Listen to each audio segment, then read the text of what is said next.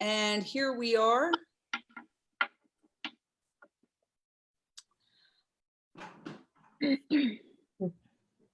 Welcome. We are now streaming live. I would like to introduce our incredible panel. We've got some major announcements to make. And so let's start with introducing everybody as this new SAVE movement is launched. The young people coming together and saying, this is madness, it's got to end. And we offer solutions. We have Genesis Butler with her mom, Genelle. Hi. She is one of the world's, if not the world's youngest TEDx speaker, a brilliant voice for animals and the planet. We have Dent, who is with Animal Alliance Network, and her gorgeous child, Andrea. And we have the one and only Amy Jean Davis of the Los Angeles SAVE movement, the largest SAVE movement of all the SAVE movements. We'll explain that in a second. But first, since this is a youth movement, Genesis, take it away and explain what you are launching today. So we're launching the Youth Climate Save, and it's basically a bunch of kids that are starting chapters around the world, fighting for the planet and talking about veganism, because I think that we see a lot of kids that are climate activists, but they're talking about fossil fuels, which is damaging the planet. But I think if we really want the planet to go vegan quick, like if we want climate change to be reversed faster, we need the planet to be vegan. So that's what we're talking about. Absolutely fantastic. Dent, you are very instrumental as well with the SAVE movement. You are with the Wednesday vigils that have been occurring down here at the pig slaughterhouse, which have been unfortunately postponed due to this virus putting us all in lockdown. And the irony, of course, Ellen, is that the virus started in a meat market with the unnecessary torture and slaughter of animals, and almost everything is shut down, and yet the slaughterhouses keep killing unabated. Yeah, that's what I'm hearing, that it's business as usual at the slaughterhouses. And so animals are still being killed rampantly for food. People are still stockpiling on animal products. It just seems like, you know, the message hasn't gotten through to the masses yet. And so that's what we're working on. All right, what we're trying to do. Amy. And you know, I think it also should be at home. Yeah, they should be at home, and you know, they're not able to do that. They're being forced to go to work. Yes, absolutely. Amy G. Davis, you've run the largest of the SAVE movements. There are more than 700 vigils around the world at slaughterhouses, bearing witness, giving a touch of love and water to animals as they go in for slaughter. What are your thoughts about this Youth Climate Save movement that is launching right now as we speak, led by Genesis Butler, and also the message that nature is sending us with this virus that's putting us all on lockdown? Well, first, I want to thank Ellen for coming up with the idea. And also thanks to Genesis and Genelle for being the leaders for this particular chapter in Los Angeles. And so we're so honored to have Genesis as the youth leader of this. So I think it's amazing, and I think it's a sign of hope. I think it's very important that the kids in the world are understanding just how big of an impact they have by what they choose or who they choose to eat. And so for the kids to be educating the other kids, I think that's where a lot of the change is going to come from. Because I mean, when I was a kid, I didn't like it when all the adults constantly told me what to do. But when other kids are saying, hey, you guys, this is important. If you care about the planet, if you care about our future, you need to start eating a plant-based diet. I think that that's going to get through more. So I'm so excited that Genesis is leading the way on this. So I'm just really grateful. And as far as the virus is concerned, this is just one more thing that nature is trying to do to get our attention, to get us to see the truth that animals are not food, especially for humans.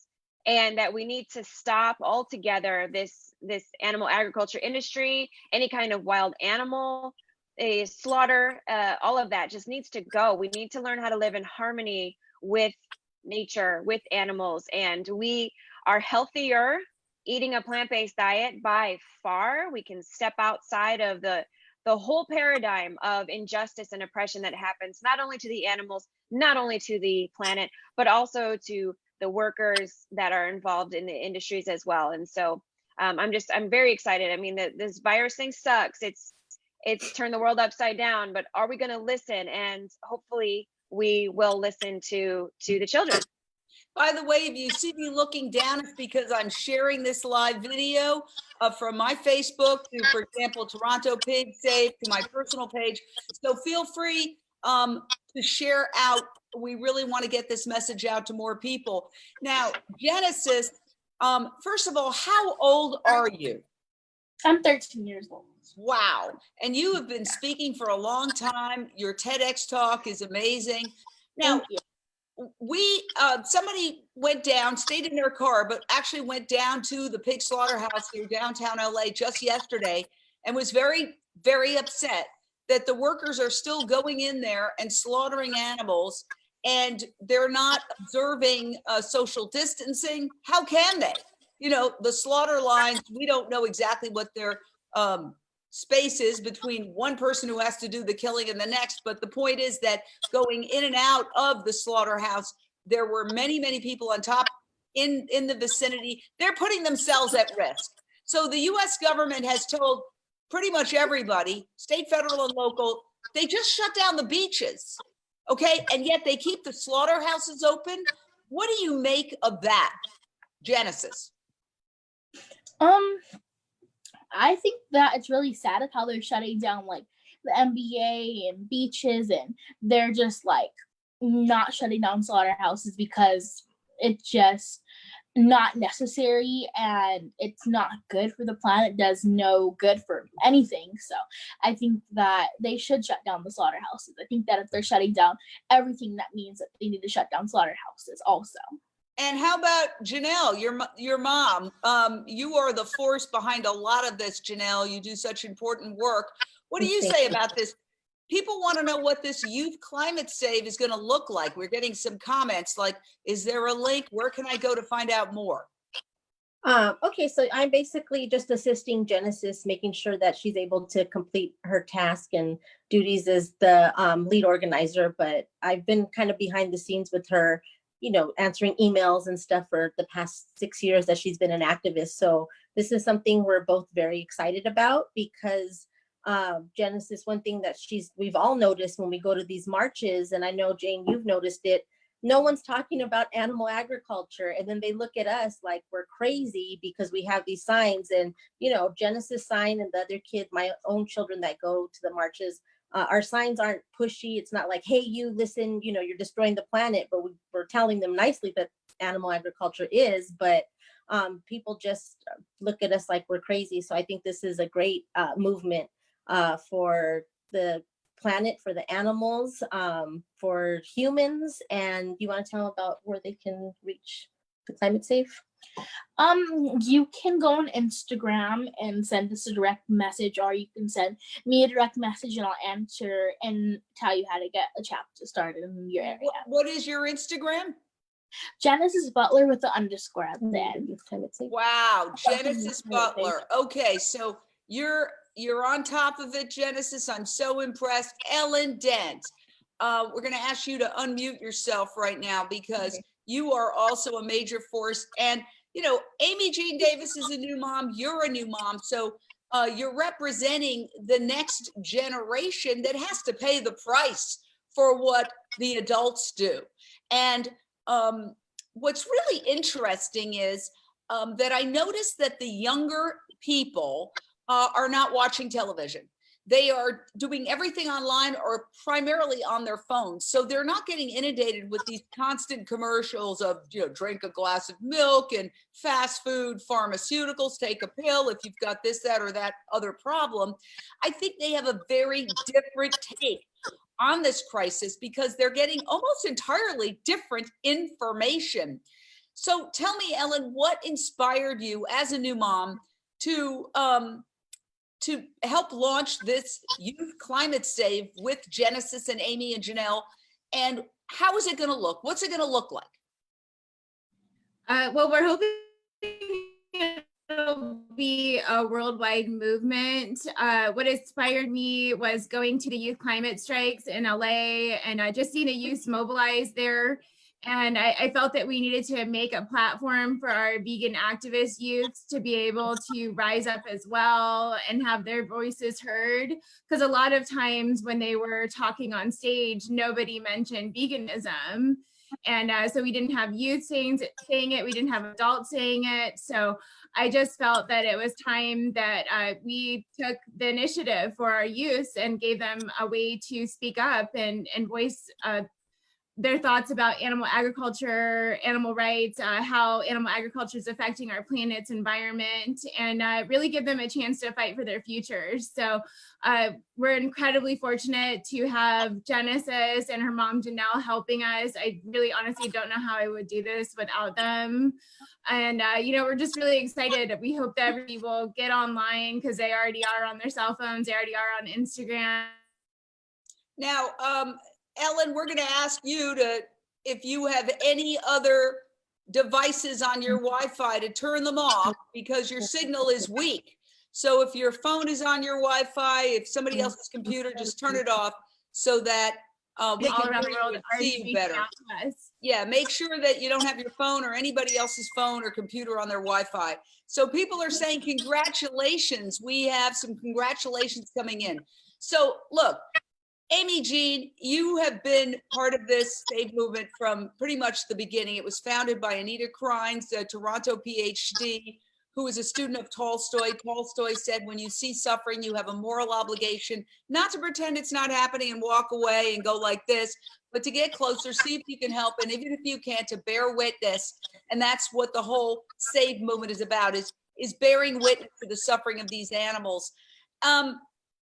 Do you think now it's a time to reapproach the climate strikers and say, hey, here's another piece of evidence that, we weren't just trying to spoil your fun party by asking you to include animal agriculture when you're talking about climate change and planetary destruction, because it did happen in a meat market in China. SARS also happened in a meat market, started in a meat market in China in a different province. Even the Spanish flu, way back in 1918, started either in a slaughterhouse or a farm in Kansas. The connection is undeniable. My approaches to, the climate strikers were probably flawed because I got upset. I got very upset that they weren't talking about it. And I felt quite despondent that, wow, this is our best hope and they aren't seeing it. But this may be a window of opportunity for somebody else to come in and say, hey guys, we know you care about the planet and your own health. And we know that this coronavirus is going to be impacting, already persecuted, marginalized communities who cannot afford to stay home in quarantine. And we saw that with the slaughterhouse. The poor communities forced to go to work and risk their lives because we're all being told to isolate and stay at home, and they can't afford to do that. They don't have the probability of having savings. That maybe this is a way to reapproach the young people, the good-hearted young people of the climate strike movement, and say, that Greta Thunberg is a vegan. She didn't talk about it a lot during her tour of the United States, but she is for a reason. We try to talk to you about the climate save issue, and it's not just fossil fuels. That methane from animal agriculture is a huge, if not arguably, there's a new white paper, the leading cause of animal agriculture, but it's certainly a leading cause. So now we have the coronavirus, and it's not disputed. It began in a slaughterhouse in Wuhan, China, a so-called live wet meat market. What are your thoughts on all of that, Amy Jean? Well, as far as getting through to the climate strike group, I don't think that it's an issue of evidence. And honestly, I think that the way that a lot of non-vegans will see the cause of coronavirus is not a thing necessarily wrong with the system, with the food system. They're going to blame it on, well, it was wild meat market in Wuhan. And so that's not, we don't do that here. We're not, we're not killing and eating bats and other wild animals. And so I think that it's going to be very easy for them to shrug it off, to say that this isn't something we really need to focus on. It's not something we're doing. And so the reason why I say that I don't think evidence matters when it comes to a lot of these climate activists is because if the evidence mattered, the very first call to action would be stop eating animals. When it takes 25 pounds of grain to get one edible pound of beef, when you actually look at how many pounds of grain go into a poor cow to get just the edible parts, it's 25 to 1. And that's just the food. Let's think about all of the gallons and gallons and gallons of water it took as well. So right off the bat, there's no sustainable way to produce animal products. And so that would be the very first call to action for any climate activists if they looked at the evidence, but they don't. And so what I'm hoping will actually come, the positive that will come from the youth climate save movement starting, is we're hoping that at least the other youth will listen to these young vegan climate and animal activists such as Genesis. So I'm really hoping that the kids will listen to the other kids, because evidence, if evidence was important to any of these people, we wouldn't be having this conversation right now on how to figure out how to get them to talk about one of the leading causes of climate change.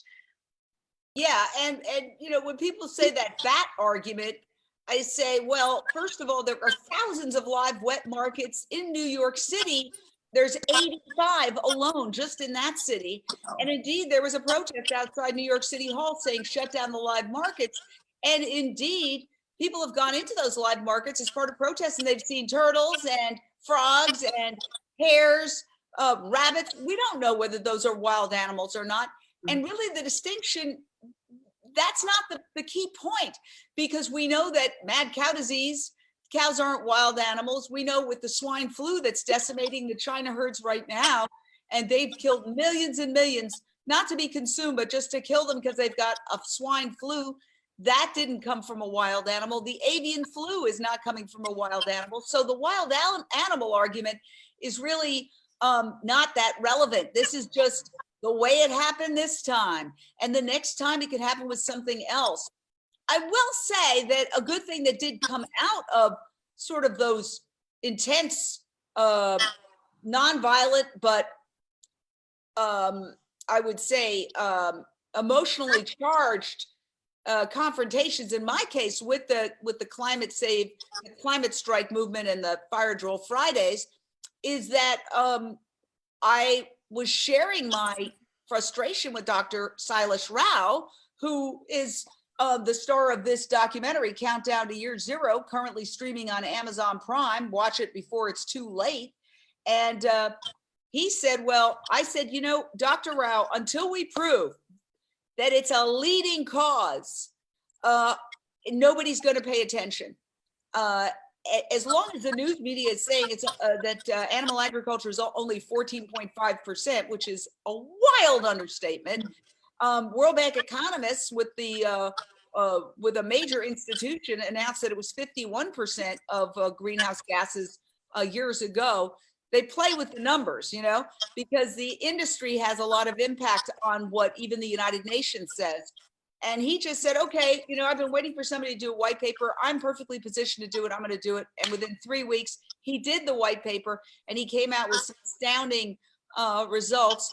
It's being peer reviewed now, and it should be published soon. But it basically says that animal agriculture is the leading cause of climate change. So something good did come out of that.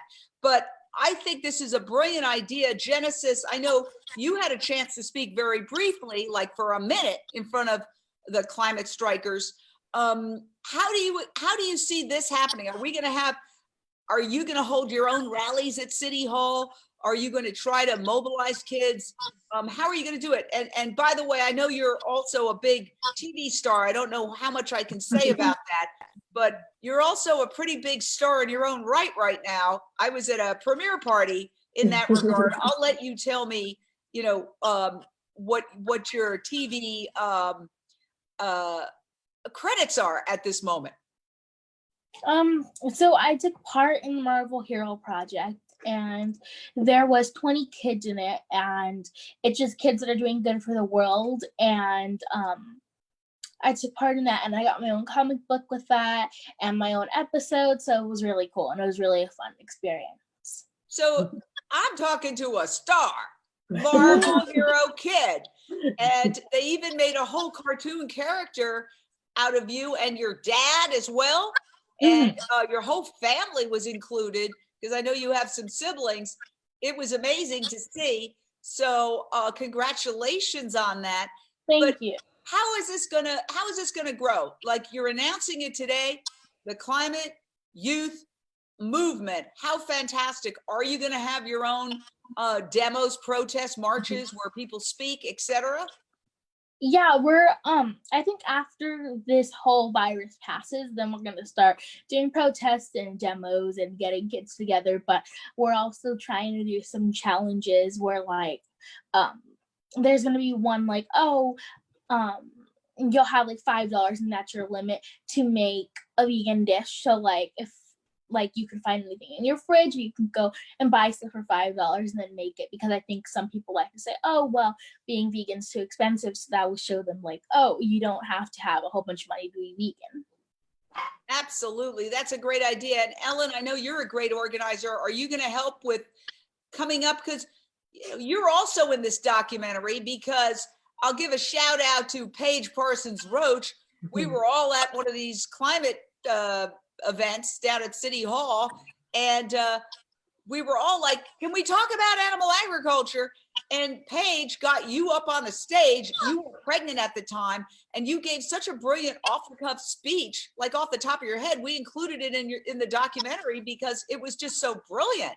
What do you see in terms of, as a new mom working with Genesis to have this youth climate movement gain some stature and visibility? Well, I just want to do whatever I can to help. I'm also assisting. So, I mean, we're really leaving it up to the youth. This is a youth-led movement. So whatever help that they need, including just coming on here today and talking to all your viewers as well. It's just really any way that we can promote this, that we can recruit vegan rights, climate activists around the world.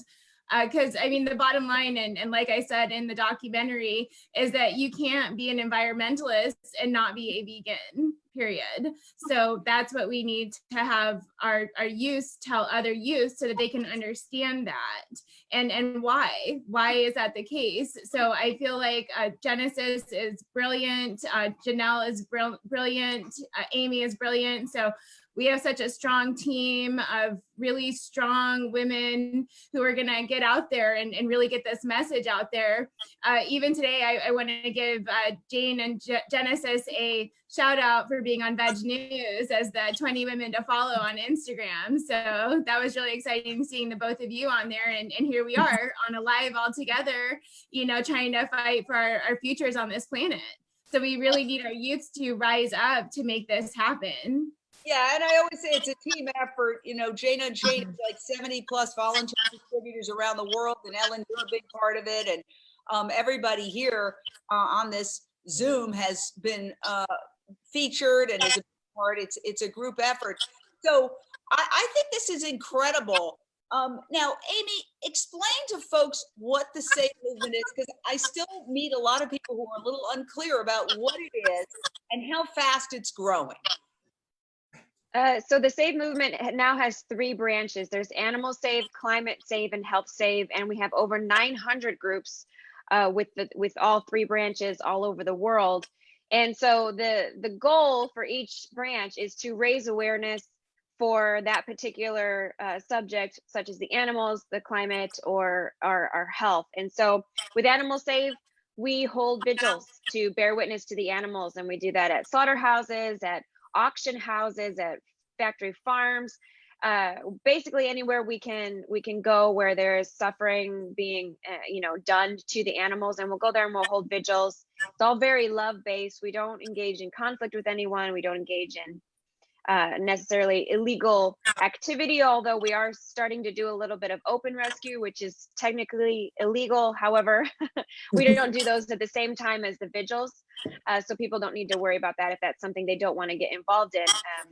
And for our group, for LA Animal Save and Animal Alliance Network, we have a fantastic partnership with the Vernon Police Department. And so again, like anybody who's willing to come down and see the animals once we start holding our vigils again, they're invited, and they don't need to worry about getting arrested or anything like that. So with the Climate Save branch and Health Save branch, we just focus on educating the public. We get out there and we leaflet, and we have protests and all of that to get people to see us, look at us, and see what we're doing, and ask questions and want to know more, and be available to them to teach them about the number one thing that they can do to affect so many different global crises on the planet right now. And so by eating plants instead of animals, you're fighting animal cruelty, you're fighting oppression of undocumented workers, you're fighting injustice against people of color in low-income neighborhoods that live in food deserts, that live near the factory farms and have to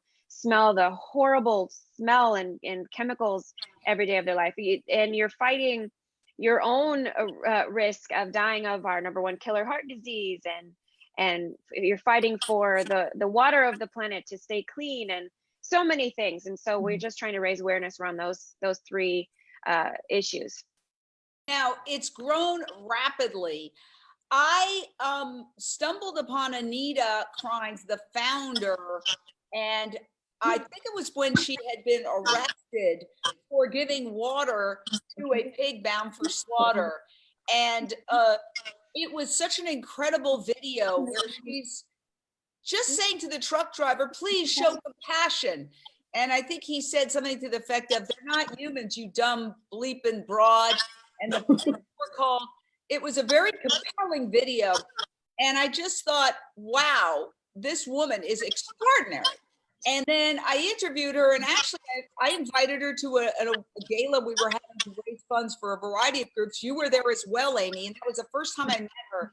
And honestly, I was so taken with her vision, and her manner of being is so like, she's walking the walk, right? I actually felt embarrassed when she was staying here because she's like reading Tolstoy and eating like organic apples, and I'm watching Scandal and eating Twizzlers. It was quite a contrast. But no, she did really inspire me, and I just thought, this person is a visionary. They're going to go down in history. And just like Dr. Rao, and I've interviewed thousands of people over the last 40 years. And I would say those are the two people, along with some other heroes I've had, but they're generally acknowledged, like Ingrid Newkirk. But Anita Krines and Dr. Rao, they just seem like two people who just cropped up out of nowhere, visionaries. And so she has I think a PhD in community organizing, which has allowed her to grow the SAFE movement very rapidly. And it started with literally her and then a couple of friends just at the street corner in Toronto, when the truck stopped for the light, just giving water and comfort to the pigs. And now it's grown to, what did you say, more than 800 vigils around the world, in Europe, in Latin America, everywhere. Tell us about the rapid growth, Amy. I think that what spiked the rapid growth was in 2015 when she was arrested for criminal mischief for giving water to pigs. And I believe that the industry thought that they were going to scare her and the other local Toronto activists away from giving water to pigs, away from bearing witness. And all it did was create major backlash for the meat industry and create people all around the globe that wanted to start to get involved. So that was a huge it had a huge impact on the overall SAVE movement.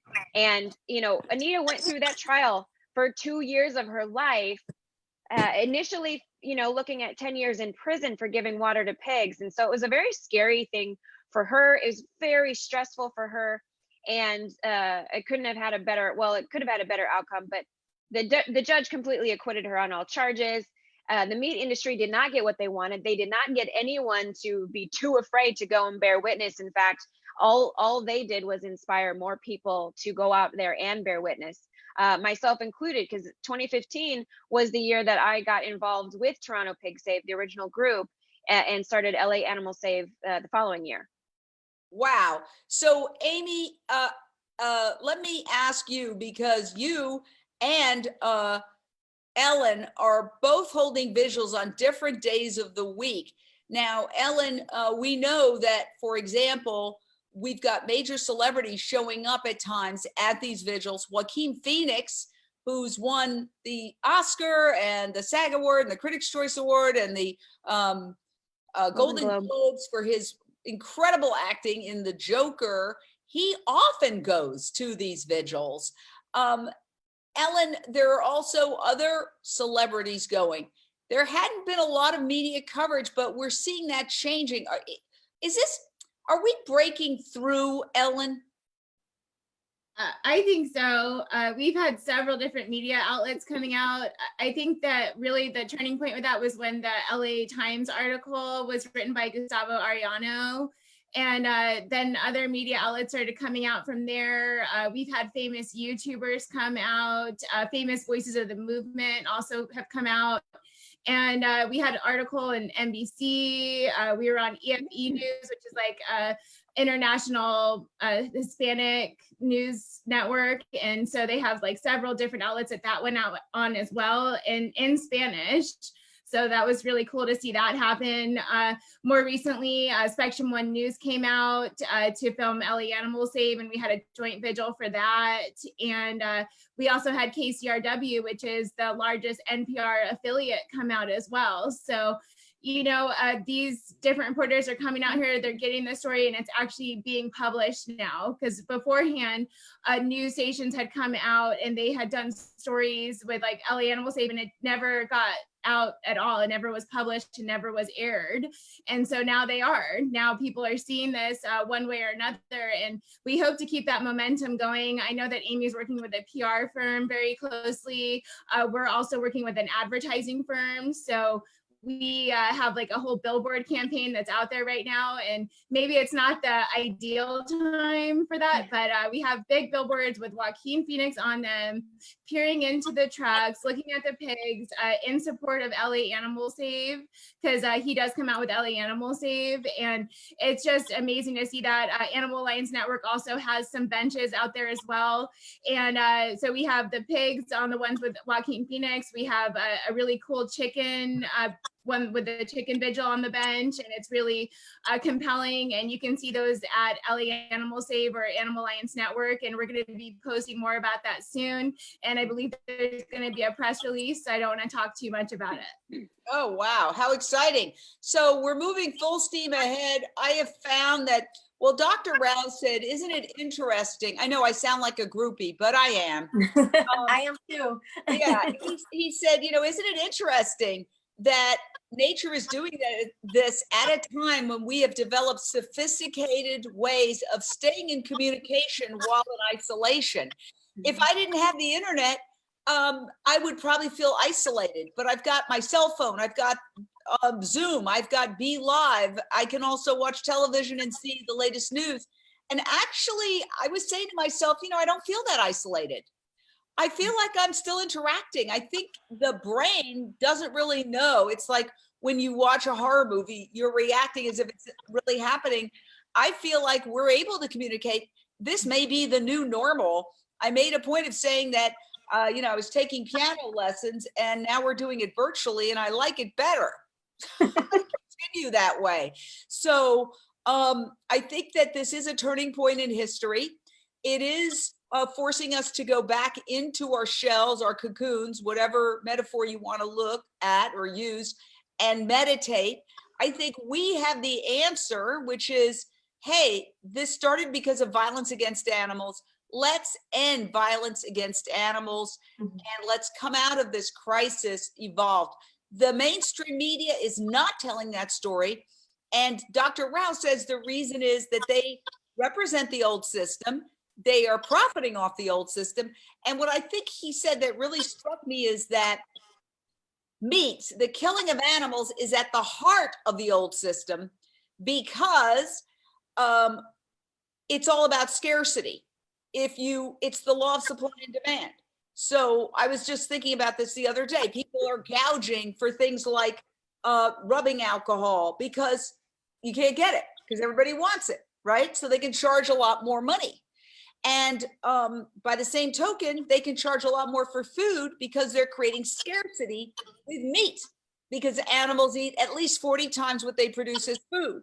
So it's an artificial scarcity, and that's what they need so that they can charge, even though that means that some children in the third world are dying of starvation. They're creating that artificial scarcity when in reality, nobody would have to starve on our planet if we went plant-based. And then the other thing he said was that it's a primitive mentality of kill or be killed, that is what's been guiding us throughout history, war after war, and that when we evolve, if we evolve, the alternative is we could go extinct, but if we come out of this cocoon and evolve, we will stop thinking in those terms. For me to live, somebody has to die. For me to eat, somebody has to be killed. That's a primitive way of thinking. So let's end with Genesis discussing that. The fact that you're really talking about the evolution of the human species, and who better to carry that message than the next generation? Hopefully, as we evolve, that means the younger people are more involved than the older people. Let's face it. Genesis. Yeah. So I've heard a lot of those like sayings, and I've seen how a lot of people are scared and how a lot of the younger generation are scared because their parents were barely figuring out about how they're all going to be out of school, so they weren't really prepared for all of this and for their kids to stay home, and when they needed to go get food from the store and stock up on stuff, everything was already gone. So I think a lot of kids are really scared right now, and they don't know what to do, and their parents don't know what to do because there's nothing for them to eat. And I think that also a lot of people are always like, oh, vegan food doesn't taste good, like I would never eat that. And then everything that people are buying is mostly vegan right now because that's the stuff that lasts the longest. So I think a lot of people are starting to eat more vegan foods because those are the foods that will last the longest and are the most filling and the most healthy for you. Absolutely. Ellen, I understand. Oh, I'm sorry. Were you going to say something, Amy? I just wanted to add to something that Genesis told me that gave me hope that I was really excited about. Right now, everyone's on TikTok and social media. And she said on TikTok, there's all these challenges where you make your own dishes using a lot of the items. It has to use milk. And she said that if anyone uses cow's milk in their video, they get roasted. You know, people tease them and say, why are you using cow's milk? You need to use almond or soy or oat. So she said right now that's a huge thing. Kids are shaming each other for using dairy. And these are kids that aren't even vegan, but, you know, so it shows that they're starting to make a connection somehow. And, you know, that gave me hope when she told me that. I was like, oh my gosh, are you serious? She said, yeah, it's in videos, you know, when they pull out the dairy and then they'll tell them, I'm so sorry, next time I'll make sure I use, you know, almond milk or soy milk. Great. That's great. And they also do it because they're big about like skincare right now, and a lot of YouTubers and celebrities are saying how they don't drink dairy or eat dairy products because it doesn't do any good for their skin. So a lot of them have been staying away from those products because it doesn't do good for their skin. Yes, absolutely. In fact, the Nelson twins wrote an entire book about that, how when they went whole food plant-based, their skin cleared up. And their social media influencers. Ellen Dent, speaking of social media, I understand social media is going to be a big part of this youth save, climate save.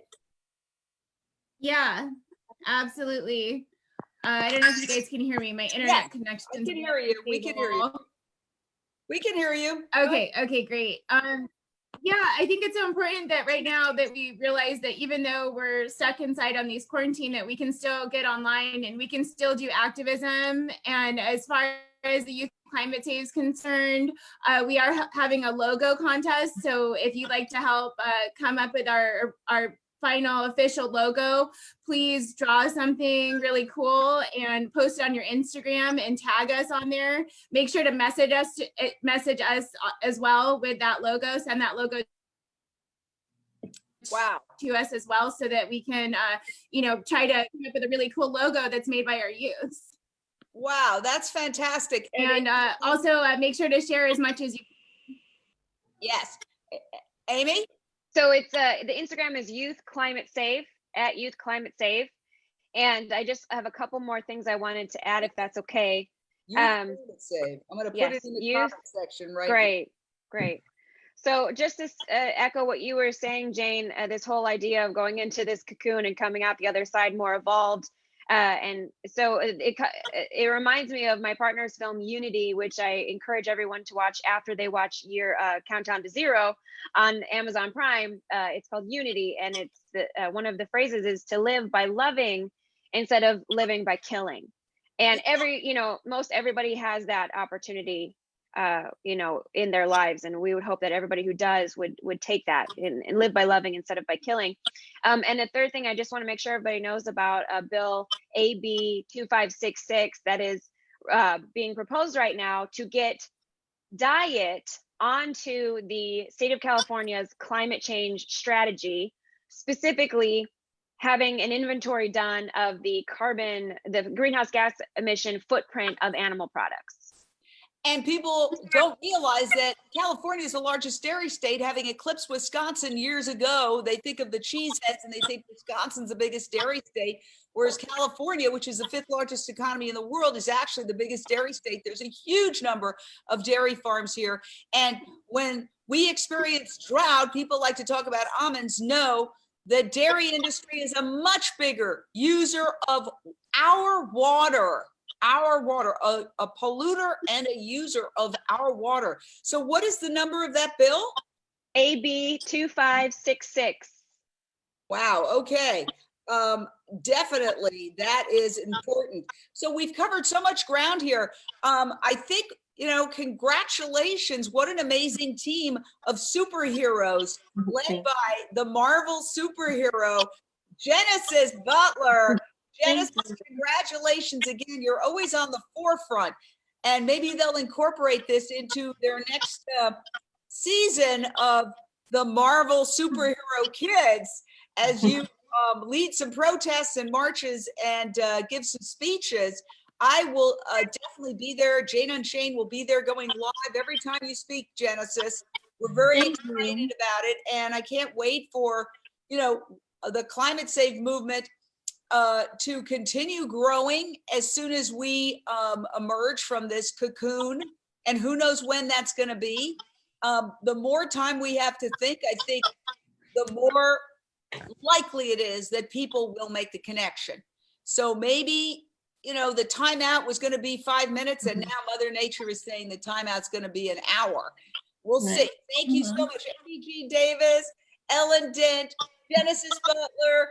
Thank you. Genelle Butler, amazing. Thank you so much. The Youth Climate Save has launched. Yeah. Thank you. Bye. Bye. Good. Bye. End the Facebook.